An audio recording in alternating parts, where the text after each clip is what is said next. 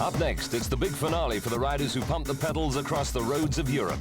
And no matter how much they've given over the course of the season, they'll hope the best is yet to come as they prepare themselves for a big day in Belgium and the Road World Championships. You join us now as they're coming up towards 4 laps to go in this, the Elite Women's Road Race Championship of the World. 128 kilometres in all, that's 80 miles in English money. 12 laps to be covered, 12.8 kilometres. When they come through just shortly down the road from here, that final kilometre, in fact 500 metres now before they hit the ball, which says 4 laps to go. A lot of activity going on there in the front at the moment. Cathy Marcel of France, previous winner of the World Championship way back in 1990, goes through. You see it on the screen, averaging 42.594 kilometres an hour. The gap is there for you to see as the Americans put the pressure on, followed by the Australians, and they're beginning to pull back. I'm sure that one lonely rider. It's been like that pretty well all the way through the race since we set off at 1:30 Central European time. That would be what, 12:30 your time. And the dribs and drabs are off the back of this group at the moment. The pressure's gone on again. They've started to accelerate. Always, I think, showing to the public who are gathered around the circuit here, not only to watch the elite women's race, but getting ready for the race tomorrow. So confirmation then that Cathy Marcel went through in first spot, just 9 seconds ahead of Deirdre Demet-Barry from USA, Rutherford from Australia, Pukinskati of Lithuania, Zavarova of Russia, Teutenberg of Germany, Marcus of France, Capoletto of Italy, Melkers of the Netherlands, Moynard from France, Stanoskaya from Belarusia, Karpenko from the Ukraine, Solimiva from Spain, Grimberg from the Netherlands, and Nicole Cook was there just in front of that pack for Great Britain, just followed by Schleicher from Germany, Filoni from Italy, and then the Swedish rider Young Scott. Zeeland van Moorsel, she was just in there too, in that top 15 or so places, as they now work their way around the circuit. I'll quickly update you as what happened during the race so far, and then feed in some of our guests here watching this race with bated breath, really, because it's been full of incidents all the way through. Longo led on the first lap all the way around the circuit. Where you see them now, she did a complete lap at the front as we set off on the race. About 3 kilometres after, a small break went away, and we had one of the British riders in there, and we'll talk to David Miller a bit later about the tactics there. Longo was on the front, ploughing them round, but they all got pulled back again. The end of that lap was led by Oki of Japan, 18 minutes and 15 seconds, averaging 42 kilometres an hour. In the second lap, the rider Aspiros from Spain attacked. She was caught after 5 kilometres, and then attack just coming to this finishing circuit by Murray Holdham. She came in there. She was caught just after she went across the line, and that was a lap time of 18 minutes and 24 seconds, 41.9 kilometres covered. On lap 3, as I went into lap 3, a split on the circuit that was soon absorbed after 1 kilometre. Longo again went on the front. She didn't even on the front or off the back. In fact, she wasn't even due to ride this race. The French selectors would not select her, but they did say if she got in the top 6 in the World Championship, they might rethink it. Well, she was 7th in the Time Trial World Championship, and they put her in there, so she did a job off the front again to drag it along. And in the melee behind her, the crash, and Petra Rosner went down coming out of the circuit. She's retired from the race. She's got a very badly smashed face. She went down with a big bang, and she's now retired from the race. Great disappointment there, because she's the overall winner of the World Cup this year, Petra Rosner, and she's out of the race. One of the big champions gone then. Another champion, when Bessette changed her bike and couldn't get back in again, she abandoned at the end of the third lap too. And Policiuti had a problem. That was Jolanta, not her sister. She had problems with the back wheel, the trailer gear system.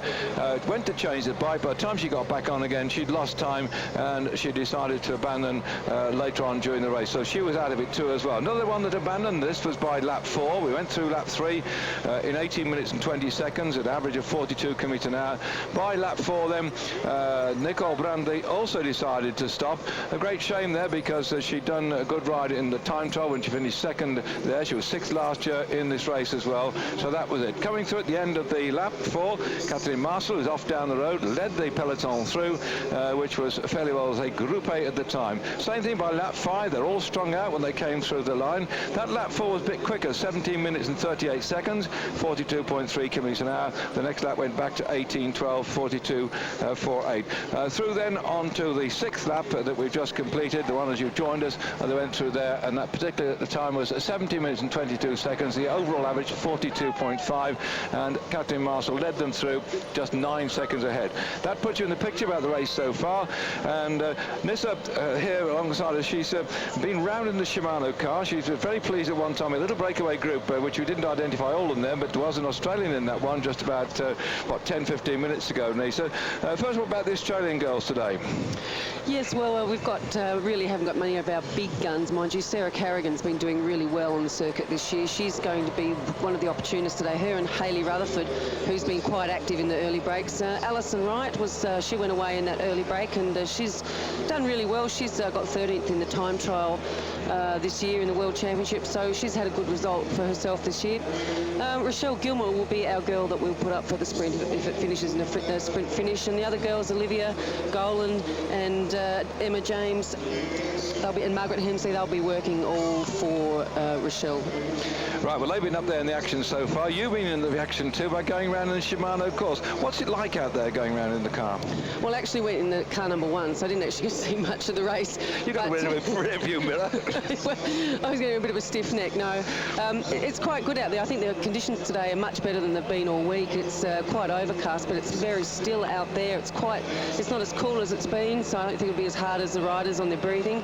And there's lots of people out Saturday afternoon in downtown Zolder. It's a lot of excitement, lots of Danish and Brits, lots of flags, Breton flags, and a couple of Australian flags out there. So, and heaps of red, yellow, and black. Lots of Belgian people out with all sorts of funny hats and horns. The Vikings were striking. I thought they had their horns and their blowing horns and their head horns. They look good out there. So yeah, a lot of atmosphere down here at the track today, and it should be a cracking race. Good. So you keep your eyes on the race. I'm jumping backwards and forwards talking to our guest here, and likewise picking up some of the news on the headphones here. Ross, I say, was out of it. Now we've got Katja Marshall. Looks like she's going back into the main group as well. Russell Williams just next over there. We'll get to David Mellor to talk a bit more about the British.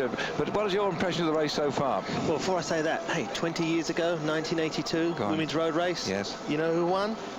Mandy Jones, so it could be a good omen for us. But we've got a strong team. We've got Susan Carter, we've got Rachel Heel, Frances Newstead, Sarah Waller. She's a new girl on the block, so we'll ask David all about her. But our two, I think I said kingpins, our two queens there. We've got Nicole Cook and Emma Davis. You saw the races we've had so far, Russell, on this particular course. How are you rating this race at the moment? Well, all the racing so far, they've really impressed me. So, I mean, this morning we had the juniors, obviously with a French win. That wasn't so good for us. But the bike handling skills are great, even though we're seeing crashes all the time. And this girl is amazing. The girl you can see there, number 10, that's Jenny Longo. I think she's been 14 times world champion. But I must ask David about her helmet, because I'm not sure, because her helmet is like a time trialing helmet, which means it's not fully padded. And I'm sure the UCI, I don't know why they let her race with that, because if you notice, everyone else they've got slightly different helmets, but her helmet's not actually padded. And she looks like she's got the brown gloves. No, driving gloves. You asked me, like Mr. Duffield's there, driving gloves. But she's doing the right thing. She's eating, because remember that it's a long way for these girls. She's chewing her leather gloves. Yeah, but no, when David gets on, the Great Britain team manager is going to join us in a few minutes. I'll ask him about that helmet, and also ask him about the rest of the team, and find out how our boys, because if you didn't see this morning's race, I'm afraid 3 of our guys crashed and 2 went off to hospital, but I'm sure they're A-OK. We'll find more about that then. Thank you for that, Russell. Nisa, but you've also got some information about the crash and things that went on this morning, because your Australian dad went a tremendous bang straight over the finishing line. In fact, he had, I think, 10-10 for the dive when he went across the line, but it looked like it took an almighty smack. It took a long time to get him into the ambulance and away. What's the latest report? Yeah, well, I've spoken to Shane Bannon, our coach, and Ryan's gone off to hospital. He's having a CAT scan at the moment, and it looks like a fractured jaw and maybe some teeth damage, but otherwise he's fine. Well, otherwise... They're tough, the Aussies, aren't they?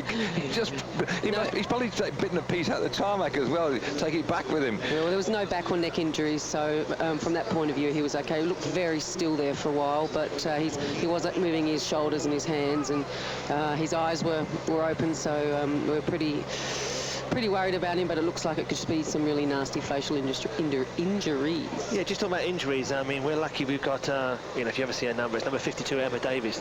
And just a few weeks ago in Copenhagen on the track, she took a nasty crash. And I just found out from the management here that she was, you know, nothing was broken, but she was badly bruised, but she was determined. She really wanted to ride. You're pitching our script here. David and I set that one up. We're going to talk about it. Get off! I won't say anymore. No, the reason why, you know, I get some slagging off emails from time to time. This is a nice email here. Look, it says from Speedy. It says to Speedy, to Dave's left-hand man. And well, he's right behind me. It's other Dave at the moment. He said, in the World Track Championships, what happened to Emma Davis? Is she all right? Because she's riding bloody well at that. I shouldn't say. She was riding rather well at that time. You've let the cat out of the bag. I won't say anymore. No, those three listeners weren't really listening, so we'll keep that for later.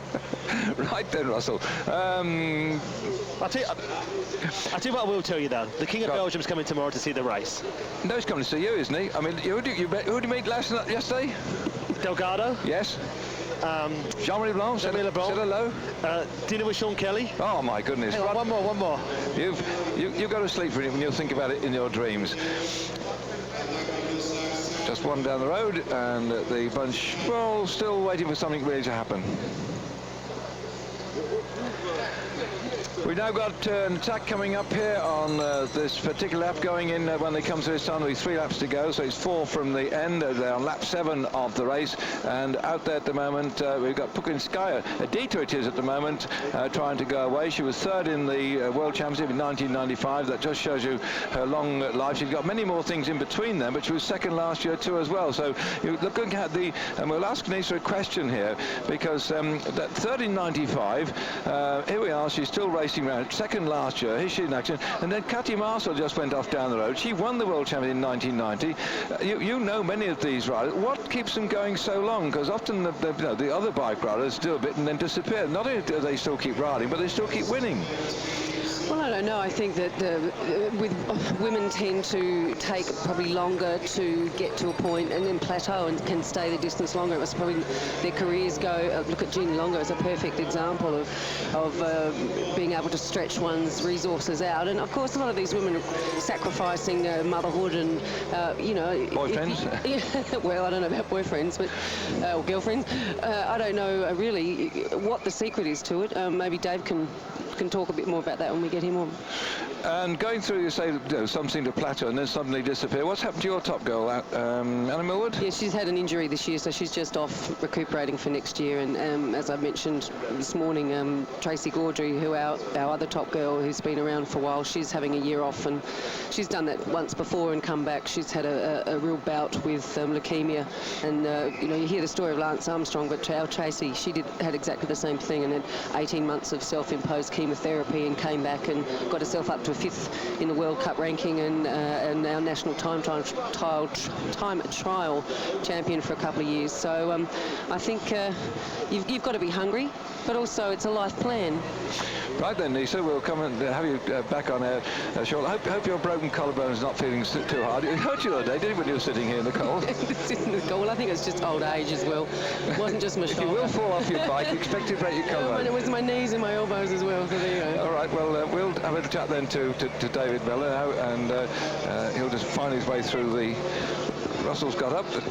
Right, I'm not going away. I'm coming back. No, it's like musical chairs, you see. When the music stops, everybody moves down one.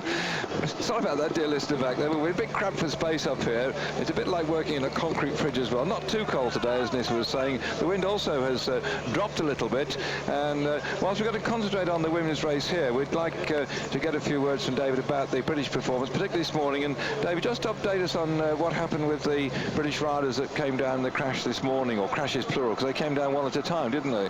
They did. Unfortunately, they were riding really well. We saw they were doing well, same as the under-23 race. Just a little bit unlucky, and at the minute I think we have Adam Illingworth. We've got somebody going across the hospital with him. We think it may be a broken clavicle, and Michael Jolly looks like could be a broken wrist.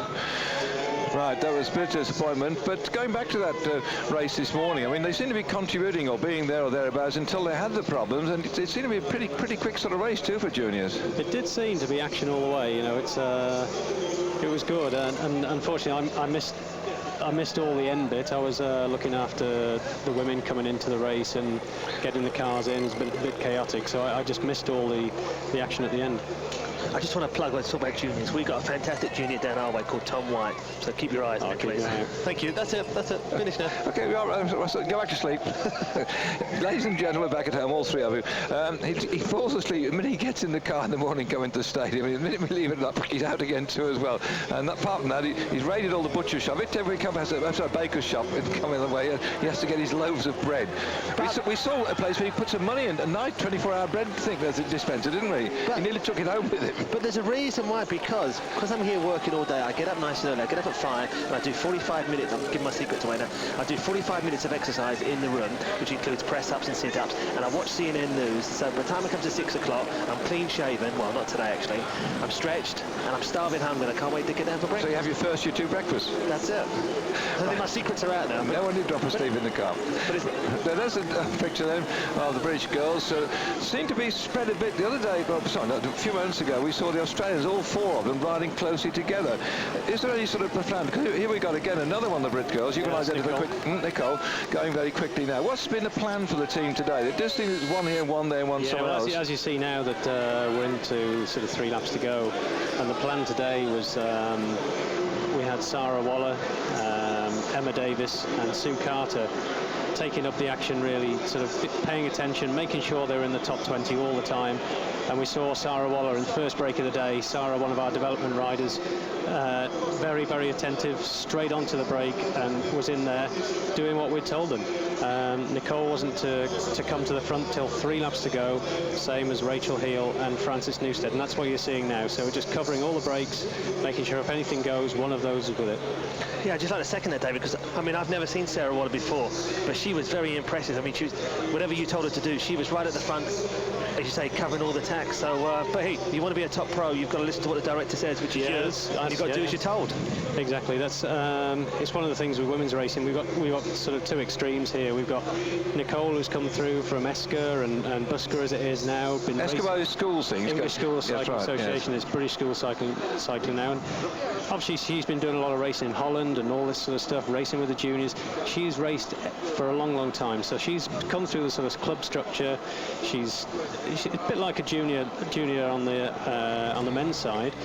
And then we've got the other extreme. We've got people like Sarah Waller, Rachel Heel, who've come in because their partners are cyclists, and they're quite old. Well, sorry, girls, 29. They're both 29, and you know, it is hard for them. They're still learning, and she's a development rider, which it seems a bit strange to be a development rider at 29, but she is learning fast, and she has done exactly as... That was 19. That was Teutenberg of Germany, I think, that had a problem. And if anything like her brother, she's going to have a big problem with because she's a great sprinter, isn't she? So here we're having a problem. Eh? Well, as you mentioned earlier, we had Petra Rosner, who's got to be the favourite. She won the World Cup a few weeks ago in Rotterdam. A fantastic performance in the sprint. If it was going to be a sprint today, it had to be between somebody like Teutenberg, Rosner or Schleicher. Very, very fast finishes. So it takes some time to get back. The field is slowing down a bit, so she may be able to make it if she can get back and cracking earlier on. There isn't much of a convoy out there, David. We've seen that the people who do have problems, they don't get back. Yeah, that's the point that Stephen Roche made earlier on. Oh no, it was Sean Kelly yesterday. He said if you puncture boy, you're in trouble. There isn't any vehicles to follow all the way through. And of course the speed has been quite quick. I mean this one at the moment averaging what 42 kilometres an hour, 43 kilometres an hour, around about 26.5, 27 miles an hour. That's not hanging about, is it? So going back to your younger development riders, are these track riders or are they road riders or a combination of both? My sort of job title is women's endurance, so it's road and track based. Obviously with Athens in mind. Looks like Sarah's got an aptitude for the road, so that's what we'll be doing here. And you see as they go through the finish line, we've got Nicole Cook and Rachel Heel well to the fore there. Just talking about the riders again, you mentioned our two youngsters at 29 years of age, but what was the big... Excuse me, just a minute. I just had my headphone. In fact, the Germans have gone back to wait for Teutenberg. And here's one of the British girls. Is it? Yes, just drifting off the back too. That's Emma Davis. Emma Davis, you got your email earlier from Sledgehammer or whatever his name was. He was Speedy. He needs a sledgehammer on his head, I think. Yeah, she 4th in the world in the Pursuit Championships, and then she rode the scratch race and was involved at the finish in a very, very bad crash. She's been having work with our doctor, Dr. Roger Palfreyman, and our chief physio, Gavin Thomas. They've done a fantastic job to get her here. Obviously, she missed the time trial, which was one of her focuses this week, but she's a really good team player, very, very strong. She's done her job. And that's it. That's all we can ask of Emma. Now, she's going to get a toe and go in with this, or she had enough now, because those are two German riders are waiting for Teutenberg to come in here, who's got a pretty ferocious sprint, a bit like her brother. And we haven't seen this sort of thing happening so far. Most people have punctured, have been sort of abandoned to their fate or had problems, and now she might be able to have a bit of a toe here. Yeah, she should get a toe. There's no way that she should be working with these Germans. We're not going to bring Teutenberg back to the bunch. She should be sitting on. If she has got the energy to get back, she should just be sitting on. There we are then. You can see after lap 7, 42 kilometres an hour, the lap time 18 minutes and 6 seconds. They've now gone around the race circuit here at Zolder and gone through the pits, heading out now on just this 3 laps to go.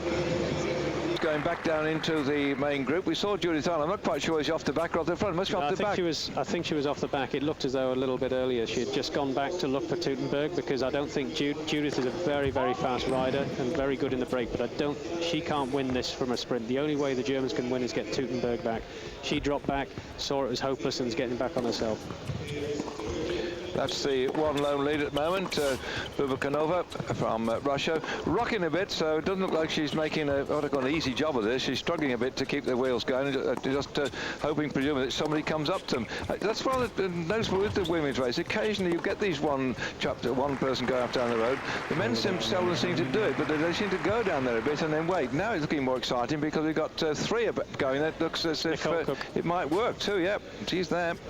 And of course, Nicole's going to know the Italian girls, because obviously she speaks Italian. Yeah, we've got one Italian, one a Russian, and Nicole, so she knows those riders very, very well. And many of the Russians are also based in Italy, aren't they? Indeed, there's most of them are in teams in Italy. And she's taking over. This looks good. What do you think about this, Dave? It looks very, very good. It's going exactly to plan. We're into the last, is it 2 laps this time? It'll come through with 2 laps, yeah, about 2.5 laps to go now.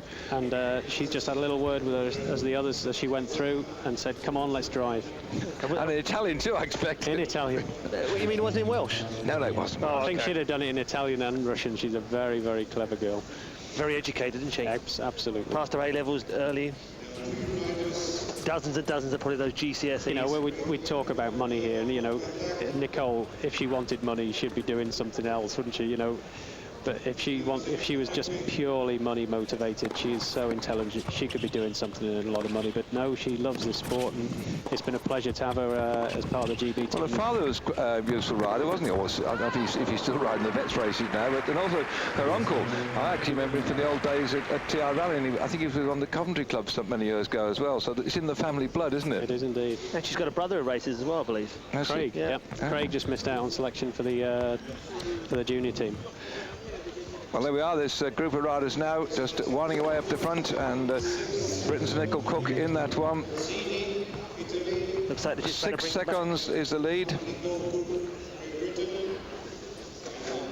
But now they've been caught back. The danger's been noted. One of the Americans, one of the Australians, and one, of course, the Dutch have come back. She is very, very attentive. Look, she's going straight onto that wheel with a counter-attack. Well, the Americans bring it back there. The Americans won this title in 1980 with Beth Hayden. Toyden, by the way, is now within 40 seconds of the back of the main peloton, just coming out of the headphones, and still our lone leader pressing on out there at the moment. And Bubankova, the gap is being cut down a bit by the action of the Russian girl, the Italian, and Britain's Nicole Cook. Here comes Frances Newstead. This is new girl. You haven't seen very much of her, but that's all part of the plan. There's Petra Rosner after that crash. Nasty bang she had. Yes, she doesn't want anybody to look at it, because she's watching on television too, see what's happening there. Must be great consternation in the German camp to finally discover that Rosner crashed out, and then they have that puncture to Teutenberg, and now she's 40 seconds back. Arndt had gone, tried to get better as well. So there's a crash. Crash in the bunch. Crash in the bunch. Here we are. Yes, shoot. Oh, good laws. No GB. Germany, Poland, Colombia, Denmark, Sweden, Italy, New Zealand. And those are Polish rider, one here. USA also down. Denmark's got one down. I think America's lost 2 or 3 there. Let's have a look. Wolverhampton on the left-hand side, right-hand side, both sides of the road, it looks like. Oh, just like in the junior race at the finishing line. Oh, look at this one here on the left, look. Oh, dear. 2 of the poles together. Lithuanian. Bit of a shame there for the Danish. Again, 2 poles, 2 Danes, always riding together towards the back of the race. And Shimano's has to come up there. She looks the worst off the American. Oh, the bike's actually wrapped itself into the barrier. Here comes Francis. This could be very, very good. Oh no, there's a reaction there. They're coming back to it. But they've got to go after that Italian girl, they surely haven't they? Oh yeah, definitely, definitely. And there's Rachel Heel just covering the move there. There's Nicole. Good for GB so far, isn't it, David? It's very, very good. It's all going to plan. It's a real testament to Richard Wool's now national coach, who's... We've not seen any quite like this. Look, another one. Over the years I've been covering the World Championship, there's been dribs and drabs. Yes, we've had our share. I wasn't the American that came down with a bang. It's the one for Norwegian. It's Zolder Flatas. Very, very good time trialist. We've had a lot to do with Zolder all this year. Very nice girl. A nurse, I think. She better start getting her own bandage out of the back pocket. Looks like collarbone, and that looked like a nasty gash. I mean, back out then to our leader at the moment, Bumenkova from Russia. And the gap behind, down to about 10 seconds the last time we had a time check, but she's solving on, I nearly said solving on manfully there, womanfully. She's not hanging around there, though, is she? She's really churned there. She's really going for it. Probably rides the American team, Park Brave bike. That sounds like an American argument to me. Because a lot of women's racing is quite strong. It's in America, really, and Italy. Park Prix is an American brand, but it is very, very strong in Italy. It seems very strange. There's a lot of Park Prix bikes out in Italy. We've been sort of racing in Italy quite a bit this year. It's probably like, what's that, the Belgian bike? It's Ridley. Ridley. Yeah, English name. Made in Belgium.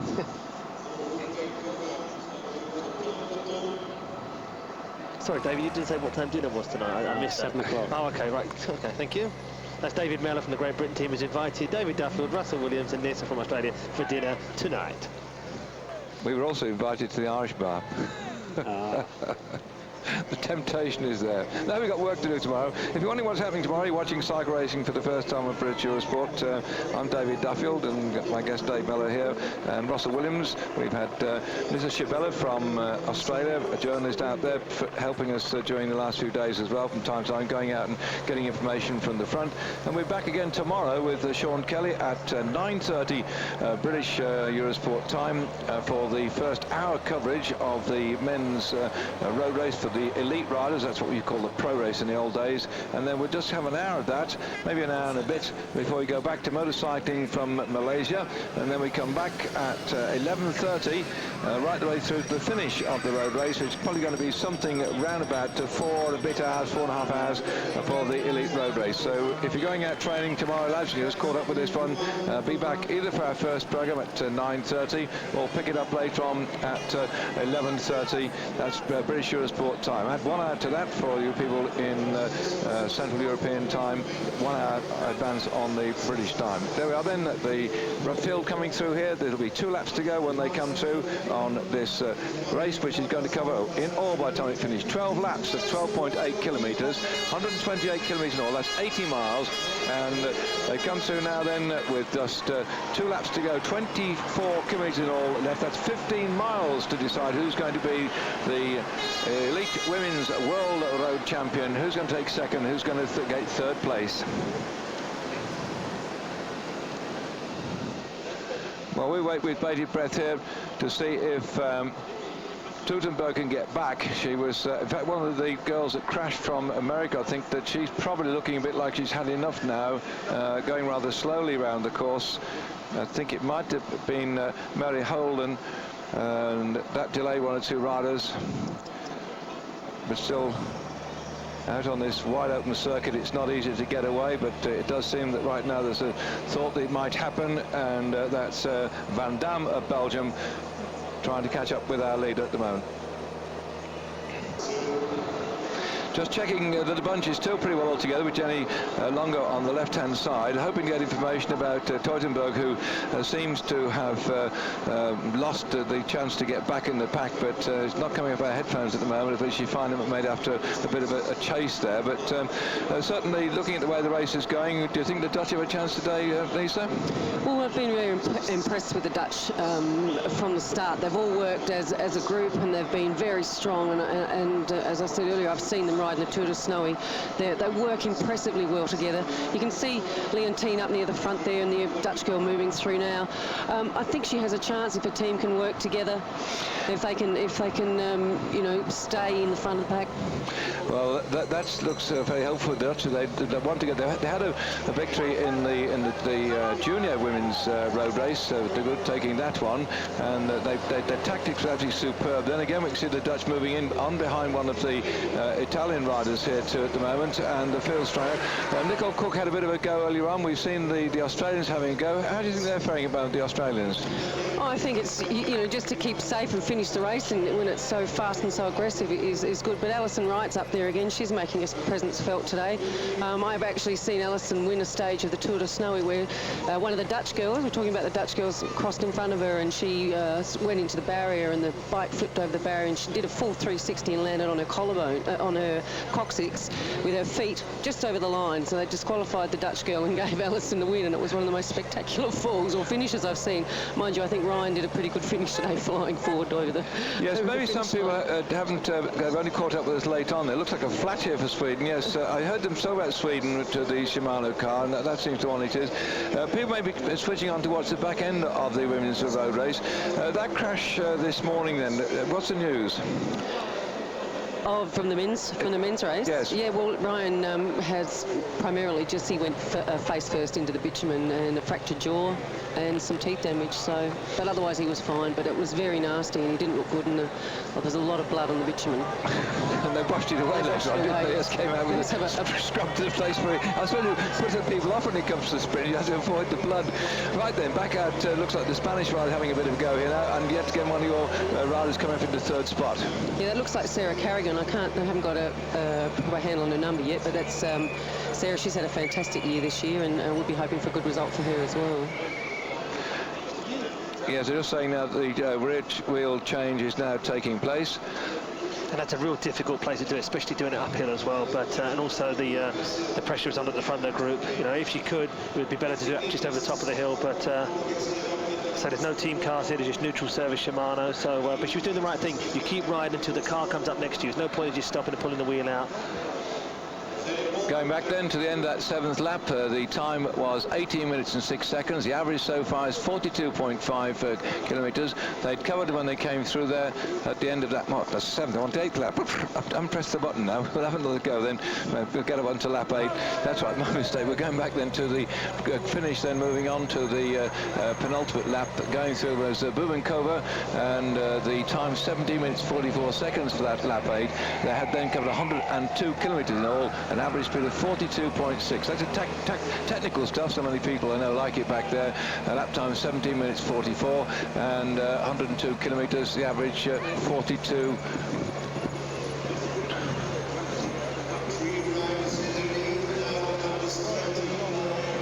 Yes, Sarah Carrigan there. Tell us more about Sarah then. So I think we got all of she's the cook, is she? No, Sarah's a student at Griffith University, and she's going for a master's in education. She's had a really good year this year. She's probably moving into our top ranking as a road cyclist. She's been around for about 5 or 6 years and had quite a bit of experience in Europe with the development squad, and now with James Victor and the girls. They do a lot of racing in Belgium and France and Italy around the place, and Sarah is probably our most mature rider on the road these days. She's worked a lot as domestic with Anna in Millwood's sort of shadow, I suppose, and now Anna's having a break and Tracy has retired. It's brought her to the fore. Jane Long on the right-hand side with the white crash hat moving forward. Doesn't seem to want to do the work to pull that gap back, which has now gone to 15 seconds. About halfway round, about 6 kilometres to go in towards the last laps, about 18 kilometres to go.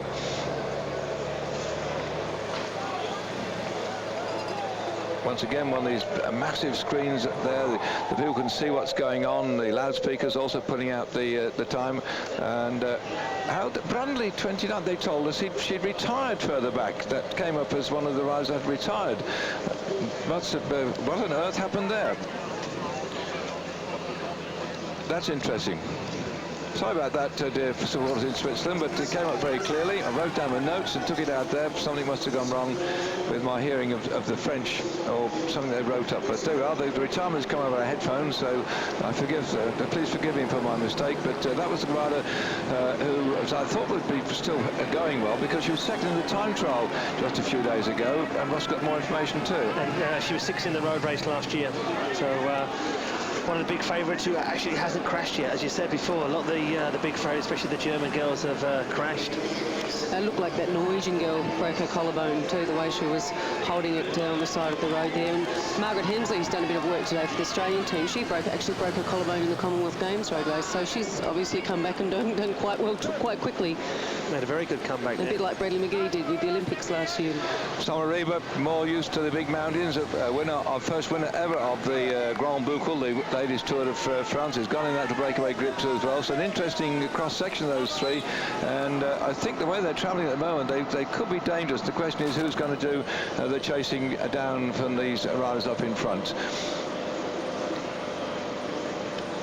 Still nervous going around the base. It's a bit of a problem there. Somebody grabbed the brakes and whoops. Skiddy, you can see the little black mark. Someone just slapping the brakes on, getting a bit nervous in there, even at this stage now. Sarah Canning looks quite comfortable there, doesn't she? She doesn't even drive it like this. This is someone Reba going through. Now Brandley on the far side. Well, apparently Jenny Longo has actually said that Sarah Carrigan's the one to watch. Did she? Yeah. One of the Australians to watch it. Oh, good morning. Oh, good afternoon.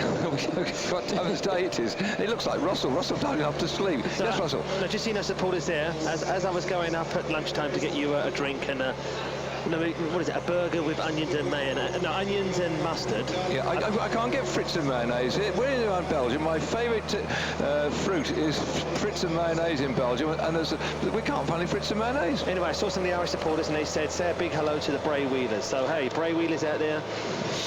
Your country folk are here, and they're behaving themselves. Well, we had the Irish entourage on air this morning with Stephen Roche urging on his young lad Nicholas, but it didn't come to anything in the end. We had a phenomenal sprint in the race this morning, and just if you didn't catch it already, the World Junior Championship was won by Arnaud Girard of France. In second spot was Jukka Vasaranta from Finland, and Nicholas Sanderson from Australia was in third spot. The last man to come round, by the way, was Badia Al Yassin from Saudi Arabia. Good luck to him. He came over here, he lasted the whole race, he went round the whole race, even though he was quite early shot off the back, and he could finish the whole thing behind the man who won it, Arnaud Girard from France. My French colleagues are very pleased indeed, the first victory they've had here to take a gold medal, and we're asking them, was another gold medal coming up for the French in the women's road race. Well, Jenny Longo's been stirring it at the front, but the Italians, as ever, have been posing a threat, and great riding been going on by the British riders too as well. So that was this morning, Arnaud Girard. We're now in the afternoon. We've got one more big race to go tomorrow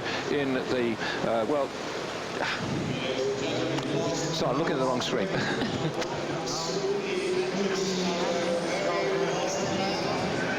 Russell, keep going. We're going to find a bit of sellotape.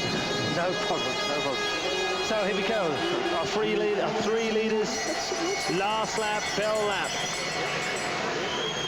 As you can see, you look down the finishing straight. Remember, 400 metres at the finishing straight is slightly uphill, and then it goes slightly downhill. So here come the girls now. You just look at the clock. These three have been away for about the last lap and a half. The Italians on the front here. Just one on their own. Just trying to find any teammates. Gap is 22 seconds. See some of the British girls. Right, as we get into the tricky bit here, Lisa, we're going to have just set the whole scene, running in towards the finish in just a moment.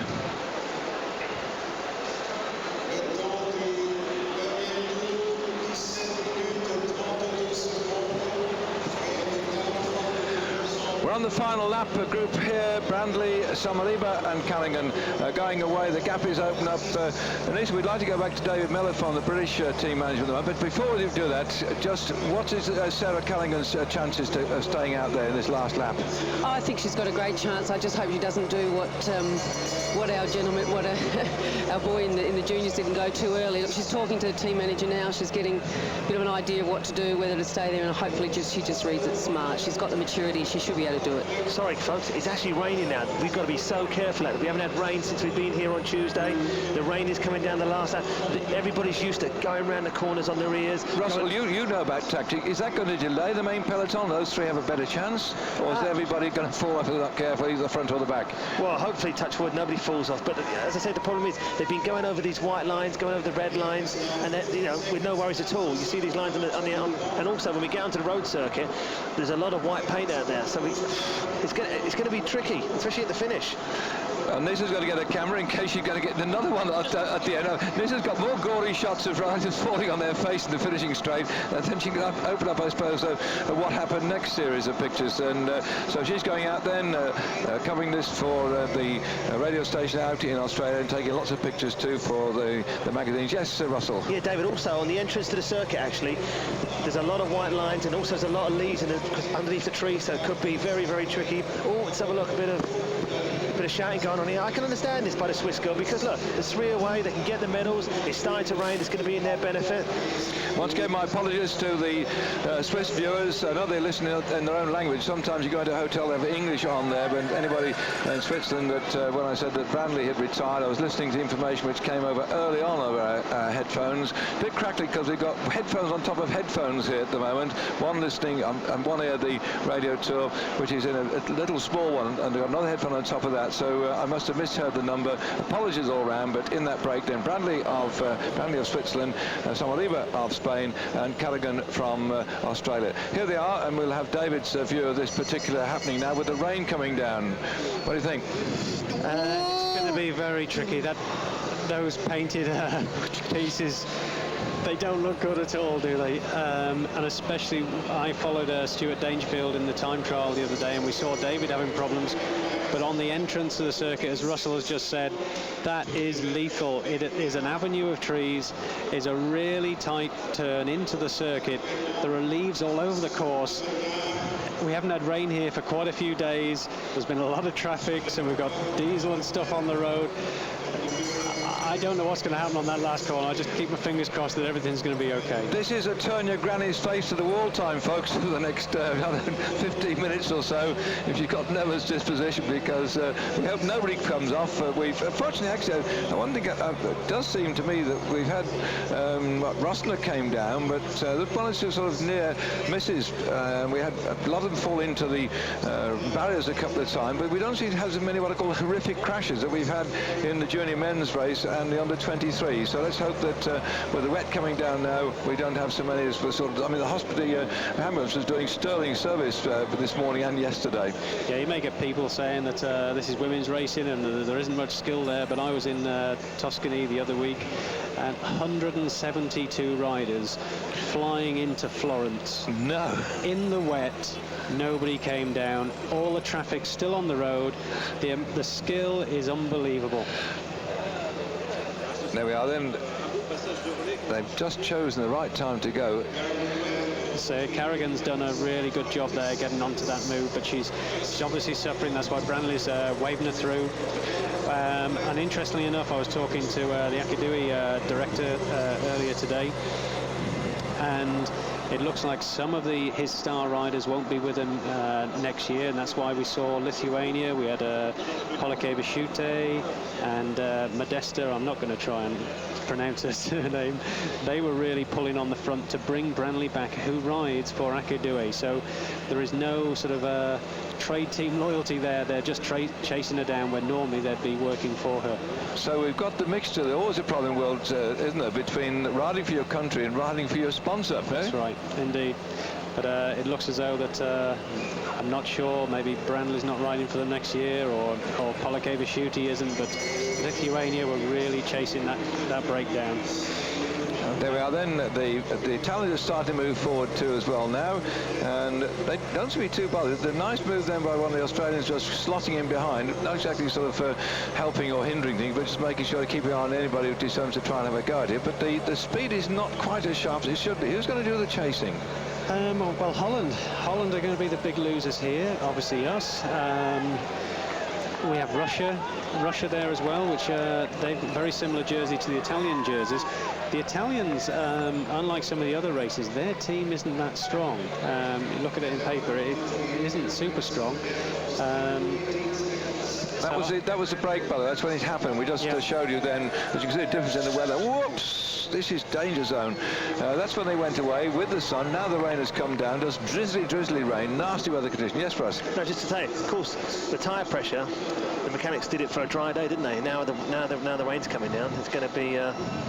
Yeah, we're all of our team. We're sponsored by Trek, as you know, and we have Bontrager wheels. So all of our girls are on carbon fibre Bontrager wheels. So they don't brake as well, to be honest, for us, David. The braking isn't as good. We have to change the blocks for carbon fibre brake blocks.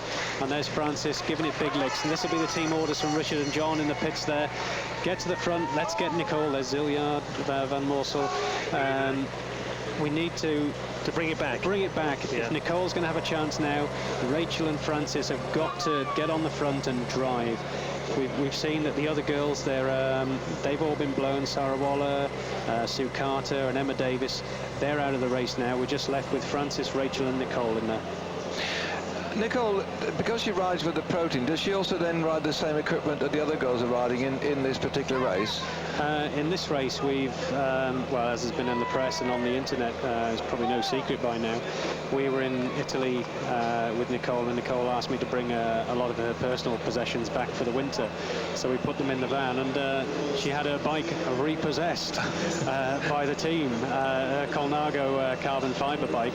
So last weekend, when she rode for Great Britain up in Holland, and which she successfully won that race, she was riding on a Trek bike. She's been training all week on a Trek bike, and on Thursday the Colnago was brought back by a team. I expect under a bit of pressure from Ernesto Colnago himself, that he wants a girl of Nicole's class to be riding a Colnago. So Ernie Fairgrieve, our world-class mechanic, he's taken the bike apart, put it all back together, new tyres and stuck on, and Ernie actually did a lap of the course to wear the tyres in this morning, and so everything is absolutely spot on. Yeah, what time did he start though? 6 o'clock this morning? At 6 o'clock. He was down here very early. He's got to be up early to catch Ernie with his pants down, I tell you. That shows you the background, by the way, viewers back at home, what goes on behind the scenes. We bring you on Eurosport the pictures like you see here of the rise in action. Somebody over there from Spain, Branley from Switzerland, Callaghan from Australia. We bring the action to you, but the racing isn't just all that goes on. The mechanics work long hours, the organisation that goes, they have to come out to get the hotels organised for the riders well in advance, because the hotels soon get taken up. You want the best one, you've got to make the planning in advance, and then you've got to bring this lot here and work all sorts of hours that God sends to put the riders in position to go for gold, silver and bronze today. It is a thankless task for some of these mechanics and soigneurs that we have with us. They were up this morning at around about 5:30 preparing breakfast for the junior riders. The juniors were up to have breakfast at 6:30. Then the trucks left the hotel at 7 o'clock, and they were down here around about 7:20, setting up ready for the juniors to arrive at 8 o'clock, ready for their 9:30 start. So everything's prepared, everything's ready. You know how cold it's been, and we sent a message back yesterday to get heaters for the box, and so everything's sort of nice. Everybody's shivering down there, but we're all nice and warm. We've got the TV in there, we've got the Can we come down there? It's flipping cold up here. Very, very good. Yeah, but hang on. Have you got the big ice box with the food? Hey, look at this. And Rachel Heel now, she is really giving it all for Nicole Cook. This really bodes well for our future towards Athens. The team are really getting behind Nicole now. They're absolutely driving this. Let's just get Nicole to the front. And these are the three riders who set the hot pace in these last couple of laps. They went away before the rain came, and Branley of Switzerland is here in a little sandwich, and at the front, ploughing hard, we've got the rider from Spain, Samariba, and at the back then Callaghan from Australia. Those are the three that set off about, must be at least 15 kilometres ago now. They've lasted out there, they're driving hard as how they can do, and the tactics plan of pulling back. The last time check we had was about 20 seconds. I'll try and listen over the radio tour to see if it's coming down. The pressure's coming from behind, but 16 seconds now. Just got it over the headphones. 16 seconds. They're closing up on this final lap then. Terrible conditions. Well, that's it. Somebody's touched the wheel and they've gone down. This is the trouble with the conditions we've got now. One of the Australians has gone down there, and there's riders all over the place. Now it's going to be very difficult for anybody. And Francis were down there, I'm afraid, David. Nicole was on the left there. She had her foot down. It didn't look as though she'd hit the deck particularly hard, but her foot was definitely down. There's Rachel Heel just having a push there, so it looks as though Nicole is away pretty quickly, but Francis and Rachel have been left there in that crash. Tell you what, this looks good for the break actually, because it's going to be total confusion now in this latest stage. Here it goes, top view. Oh, it's right in the front. Right in the front, right in the middle. Somebody has switched. No, the white line possibly? Probably. The white line. As you saw in the US Postal Time Trial a few years ago, just on that white line, bang, down they went. And the other thing too, you could see when they were trying to brake, they were just falling down without touching somebody. When they put their feet down, they were having difficulty standing on the slippery surface, just like ice it was there. Well, as I said before, David, they're not having to brake a great deal on here, and they're all probably using the best equipment money can buy here. They've got carbon fibre wheels. The brakes don't work as quickly, so if something like that happens, the sort of time to react, you just need longer to stop, and that's the problem we've had here. They're down, and a lot of people have come down. Normally, if somebody fell down like that, you'd be able to avoid it, move around, sort of lean on somebody, get round it, but there wasn't the time to get away, to avoid it. These are three riders who have taken advantage of that slip up. You're so near the front, it must have unnerved the chase completely. It was 16 seconds when that crash occurred. So then up in front now, driving hard, Branley from Switzerland. Just behind is Callaghan from Australia and Samariba, and it's now 14 seconds and 20 seconds back to the pack. So there is one rider well in between. Didn't chase them, didn't cause too much trouble for the speed of the chase, but yes, two pieces now. They're coming over the headphones, the peloton. Sorry about that, lads. I'm just looking at the Australian Carrigan in second place. She's got her hands on the tops and she looks very, very comfortable. I mean, you see the other two riders and they're down on the drops and they're just giving it full beans, but the Australian looks very strong, and in 98 she was fourth in the junior world. She missed out on a medal, so good possibility here. In the back group, Longo's the back group. Yeah, Longo's in the back group, just coming over. Sorry, Chuff's just butting in there, but Longo's in the back group. That's obviously interest, considering her long career as a world champion and desperation to try and do something as she's getting, I suppose, in twilight years. She seems to bounce back, but she's in the second pack. 14 seconds between these three riders and the first part of the peloton. The peloton is exactly two pieces coming over the headphones. Okay, Chaz, back to you. I'll pick up what's happening out of the radio. You Russell was talking about Sarah Carrigan. Do you think she's bluffing Russell because she was missing a few turns there? You know, she may look comfortable, but she's been missing turns. Who knows? Hey, if you want to win the bike race, you remember Lance Armstrong in the Tour, on some of the stages, pulling faces, you know, looked like he's in trouble, and then all of a sudden, as it goes uphill, they just take off. Is this the difficult part now, the last real difficult part, David? This is the tough bit. And there's a very tight turn on there, and it looks as though they're just going over the top now. They're downhill now, so they'll just be coming parallel with the finishing straight, down to that very last dangerous corner. There's the gap then on your screen. It's still holding about the same. It's 17 seconds to this group. And if anybody can do this and get across, Lundskog, who was in second place there, yellows for Sweden, she is the girl in form. She won the Giro Toscana that we were at the other week with all the top riders there. She is a very classy. Oh! See? In the shot, look at them all over the place, coming at it, and this Swedish girl is going hell for leather. She's got three riders in front. She could be riding into fourth, third, or second, or even first. She catches it. Watch this now, and just a little touch. See this? And a complete loop-the-loop. Oh, it was a 360, that was. God, straight down. The noise of the people here. My goodness. Words can't describe the atmosphere in the finishing line here. The whole crowd looking at the enormous screen just before the finishing line. You heard them all go, oh, and then silence came. Now the buzz, the chat amongst people. What's happened to the girls? Who's gone down? Which nation won? Certainly that crash we're now getting from a different angle. He's slowing it down. This is one of the back cameras, and this is one of the rides that really went. We didn't see this one go, and I think one of the French riders.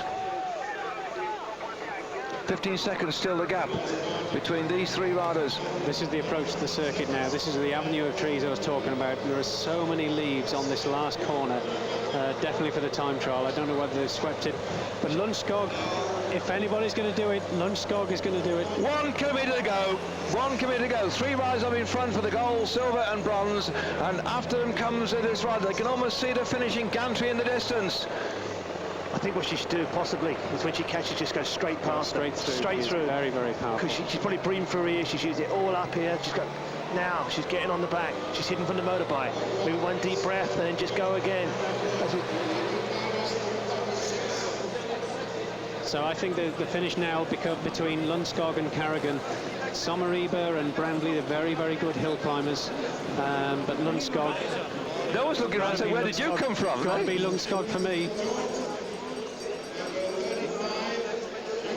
They're certainly going to fight out the 3 medals between the 4 of them then. Carrigan on the front.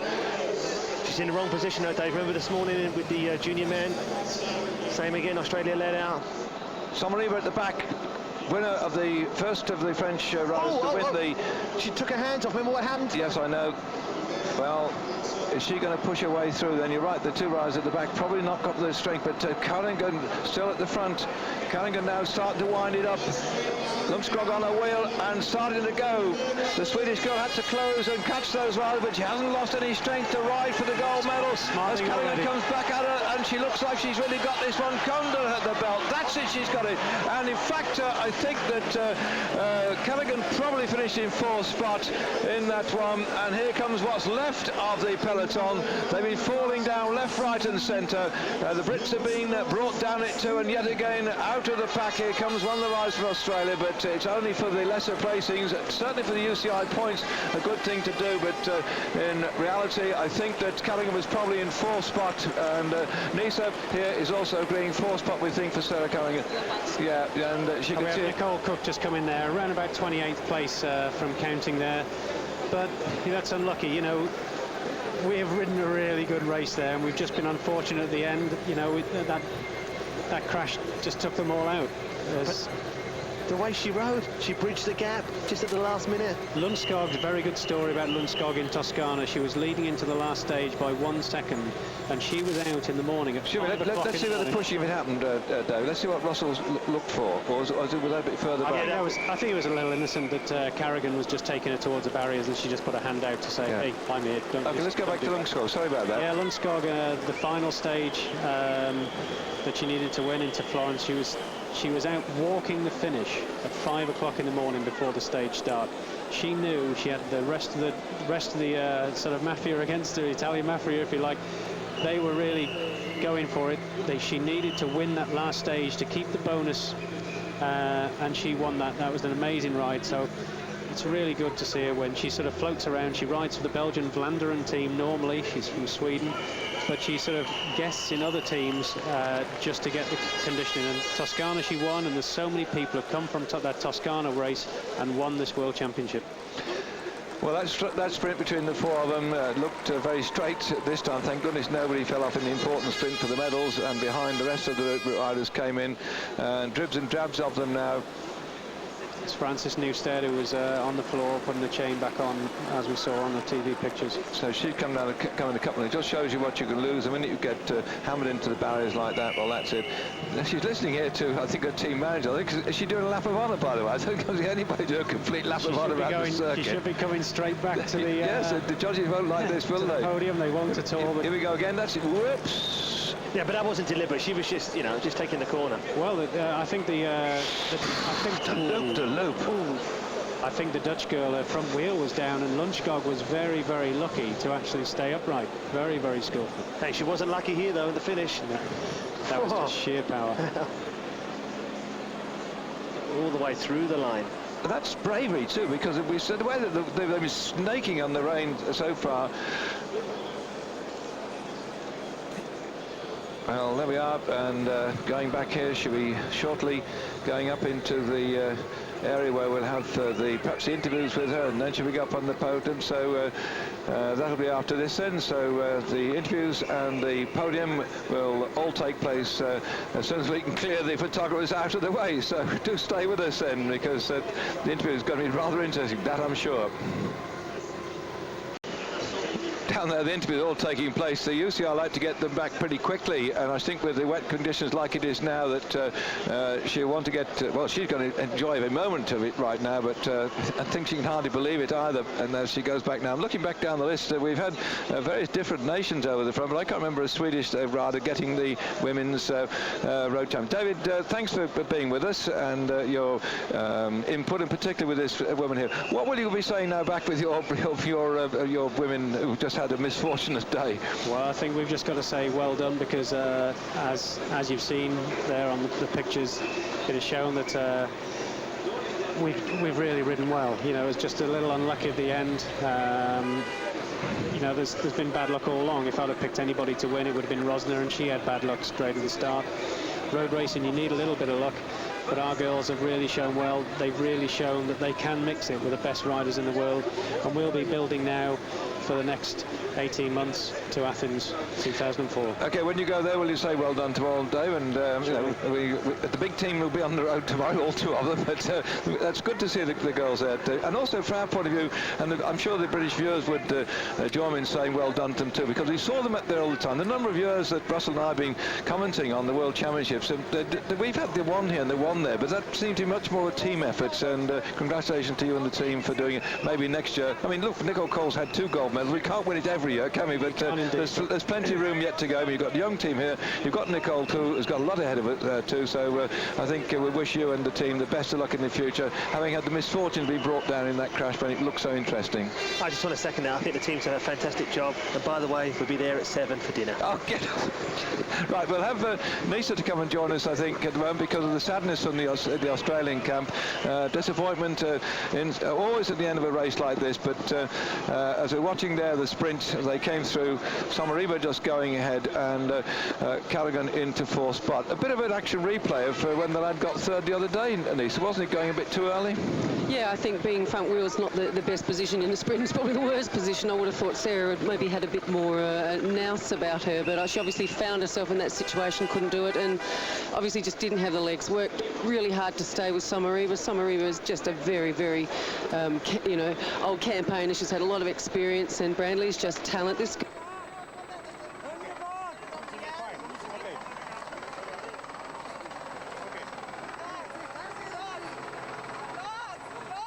You were just saying that she rides for a Belgian team, so they're going to be absolutely over the moon, aren't they, having a world champion? And for our Eurosport viewers as well up there in Sweden, because we get quite a lot of people watching it. I'm not sure that the Swedish television, I mean, they'll probably certainly be able to pick it off tape. I'm not sure if they're here, because certain nations don't come down en masse to cover the live coverage. So I should pretty well think that we've got some damn good viewing figures up in Sweden right now. And obviously you can't believe it, the way she's shaking her head like that. And the UCI officials, she needed a lap of honour, by the way, if you're just wondering why we're watching this almost right the way through with the great mass of people. She went right the way down the other side of the circuit. I've seen runners do a lap of honour, but I thought for the first time we might have had here a woman do a lap of honour on the circuit before she come back for the presentation of the jerseys and the medals. Back then to Sarah Callaghan in that 4th spot. A bit of a disappointment. What are the Australians going to do for tomorrow then, Lisa? I think it's all going to be all charged up because you'll be nearly there or thereabouts.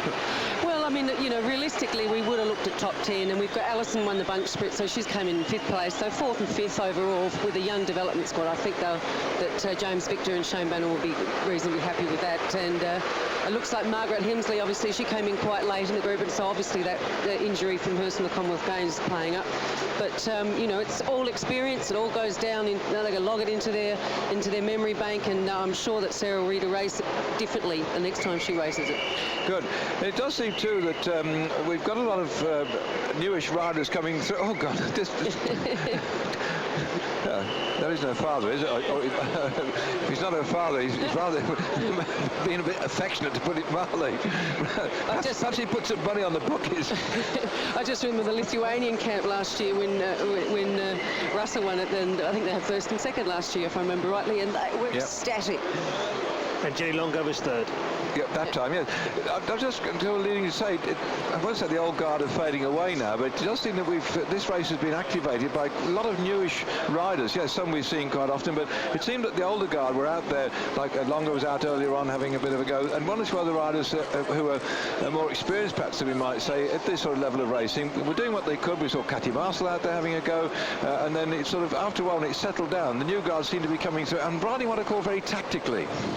Yeah, well, I must say that the women's peloton has matured a lot, you know, in the last few years in terms of tactics. But also, as I mentioned before, I think it's the nature of women that we maybe a bit slower to get there, but we last a bit longer. So, you know, the ones that are at the top last, they're quite, you know, quite well, and you know, and also many of them have fantastic lives as well as lawyers and cooks, scientists, and well, cooks. I mean, maybe a chef is a better word. Here we go then for the interviews. We can't hear our headphones now for some reason. Cycling, congratulations. I'm sure it may be going to you. I've seen that you have made a long ride alone after just crossing the finish line. That's just to realize that you was the new world champion. Yeah, I really can't believe it. It's so good. It's so amazing, and I can't believe it. I think it's like a dream. Would you describe, Suzanne, the race, this hard race, in the first part? After that, we will speak about I can't even hear what she's speaking part. English. She probably yeah, is. It was a very fast race with a lot of attacks, but we had a strong team this day, me and Madeleine and Jenny, and they did a good work, and they kept it together, and at the end it was very hard with Bradley, Samariba, and the Australian girl, and they had 20 seconds, so it was, oh my God, how is this going to work? But I was saying very hard there, but the teammates did a very good did a very riding good towards job, it. You thank the teammates it. for that when there were 20 seconds. Chasing with the other two girls, the three top riders. We should have did a good job. An accident. You've been alone. You remain alone, but you can get it anyway. Yeah, I know I had a good chance to win the gold because the girls in top are not so good sprinters, so I had to catch them, and then it was just to go, you know. The girls I caught those I were not as I win the sprints. When I was second in the Tour, then I was really happy, but this is so amazing. I just win the World Championships. She said yes, when I was second in the Grand Prix, I'm very happy, but win the World Championship is even more amazing. It's like a dream. Well, sorry we had a sort of few problems bringing that to you, but at least the elation you've seen on our screen with Luke Skog there coming out and getting the gold medal, Bradley in silver and Samariba with the bronze. We'll have the presentation with a rather bedraggled crowd of people now watching. The first time we had the rain coming down on this circuit, and well, there we are. We can see Van Marcel, ex-world champion and current Olympic champion, back there in 21st spot. The riders in the Netherlands did what they could. Here's some more of the best world riders that they're back in 25th, back in 26th, 29th. This year's Rabero, this year's time trial champion. Nicole Cook coming in 27 seconds down. All those riders delayed in that crash, and it certainly knocked the stuffing out of them. And we hope that all the riders that came off will be recovering and in good form. We're now at the end of the season, so there won't be too much pressure on them. They'll be able to get themselves back up and running, ready for the next season. As our cameras go further, or graphics go further on down the list, there you can see it on your screen. Yes, Jenny Longo at 1 minute and 4 seconds, and Rachel Hill, got a great job she was doing earlier on too, all those closing down the gaps. Frances New said it went on the front and drove after that early breakaway too, so that was a darn good ride. She was a newcomer here to this. She rode the time trial too as well for some experience. And Susan Carter, to see all those flags up there, still very close. I mean, 3:25 a bit further back after the problems that befell everybody, but it's nice to see them up there having a go, but unfortunately the weather in the end took charge of the race to a large extent, and you had to be rather brave to ride like that. So again, the overall victor of the gold medal, Lundskog, waiting to collect the gold. Bradley will get the silver, and Sommereva will take the third medal.